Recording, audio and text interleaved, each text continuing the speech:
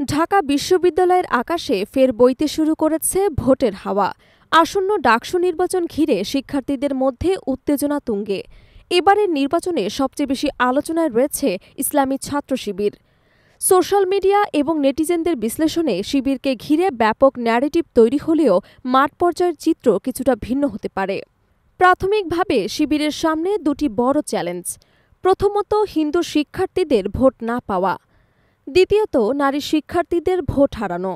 সাধারণ ধারণা, ধর্মীয় কারণে হিন্দু শিক্ষার্থীরা ইসলামপন্থী শিবিরকে সমর্থন করবে না এবং ঐতিহাসিকভাবে প্রগতিশীল মনোভাবের কারণে নারী শিক্ষার্থীরাও শিবিরকে বর্জন করবে। ডাকসু নির্বাচনে এই দুটি গ্রুপই গুরুত্বপূর্ণ ভোটার, ফলে এ ভোট হারালে শিবিরের জয় কঠিন হতে পারে বলে মনে করছেন অনেকেই।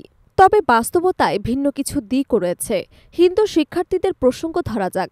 ঢাকা বিশ্ববিদ্যালয়ের জগন্নাথ হল হিন্দু শিক্ষার্থীদের প্রধান কেন্দ্র।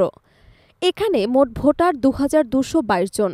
স্বাভাবিকভাবে মনে করা হয়েছিল শিবির এ ভোটে প্রভাব ফেলতে পারবে না, কিন্তু শিবিরের প্যানেলে থাকা প্রার্থী সর্বমৈত্র চাকমা এখানে বেশ জনপ্রিয়।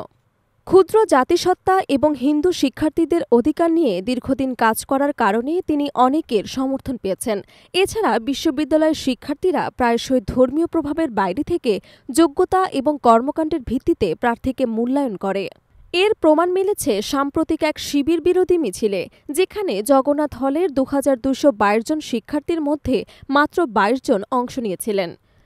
ফলে ধরে নেওয়া হচ্ছে শিবির হয়তো প্রত্যাশিত পরিমাণ ভোট না পেলেও ১০০ থেকে ১৫০ জন ভোট সংগ্রহ করতে সক্ষম।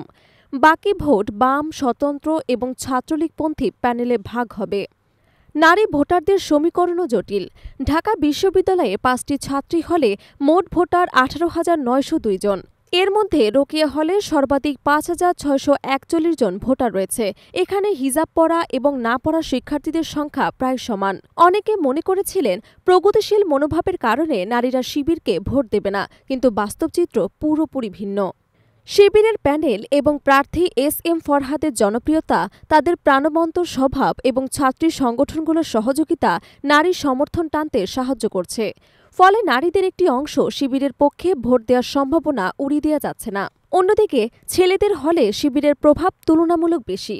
প্রায় ২১,০০০ ভোটারের মধ্যে ৬ থেকে ৭,০০০ ভোট পেতে পারে বলে ধারণা করা হচ্ছে। এই ভোটের সঙ্গে নারীদের একটি অংশ এবং হিন্দু শিক্ষার্থীদের কিছু সমর্থন যুক্ত হলে শিবির শক্ত অবস্থানে পৌঁছে যেতে পারে। সব মিলিয়ে বলা যায়, সোশ্যাল মিডিয়ায় যেভাবে শিবিরকে হিন্দু এবং নারী ভোট থেকে সম্পূর্ণ বঞ্চিত দেখানো হয়েছে, বাস্তবে তা পুরোপুরি প্রযোজ্য নয়। তাদের প্রার্থীদের ব্যক্তিগত জনপ্রিয়তা এবং প্রচারণার কৌশল নির্বাচনে বড় ভূমিকা রাখতে পারে।